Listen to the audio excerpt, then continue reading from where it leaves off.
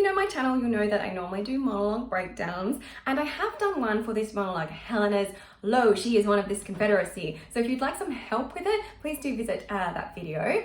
But I thought I'd do a self-tape for you because I mentioned in the video how Helena can be really big and kind of camp and crazy, or she can be kind of more pulled back and filmic and truthful. So I've done two different versions for you in this video, the kind of bigger one and a slightly more pared back, smaller one.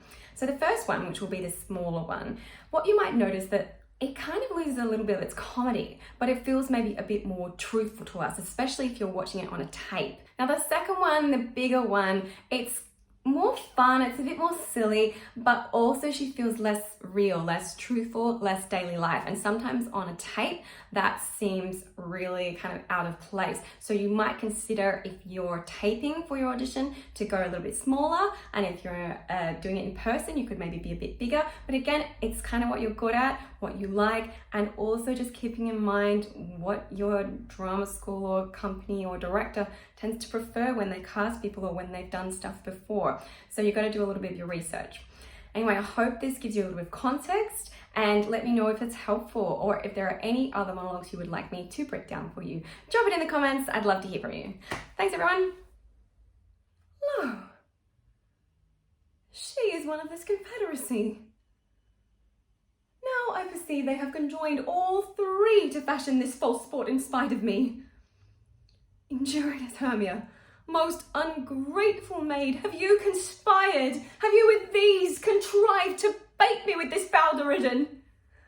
Is all the counsel that we two have shared, the sisters' vows, the hours that we have spent, when we have chid the hasty-footed time for parting us, oh, is it all forgot? School days friendship, childhood innocence. We, Hermia, like two artificial gods, have with our needles created both one flower, both on one sampler, both sitting on one cushion, both warbling of one song, both in one key, as if our hands, sides, voices and minds had been incorporate. So we grew together, like two a double cherry, seeming parted, but yet an union in partition.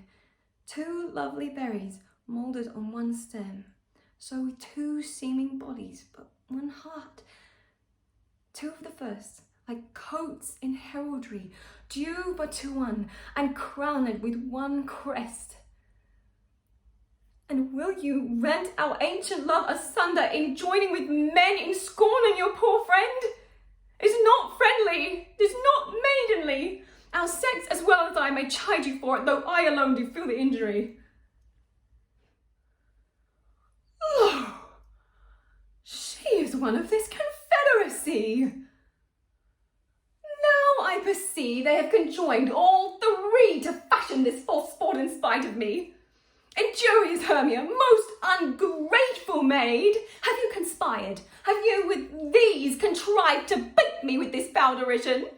Is all the counsel that we two have shared, the sisters' vows, the hours that we have spent when we have chid the hasty-footed time for parting us, oh, is it all forgot? All school days friendship, childhood innocence.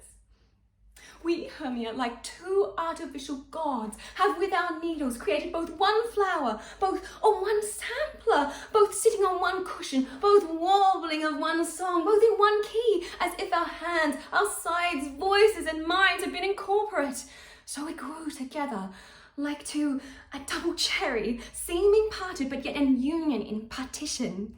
Two lovely berries moulded on one stem, so with two seeming bodies, one heart. Two of the first, like coats in heraldry, due but to one, and crowned with one crest.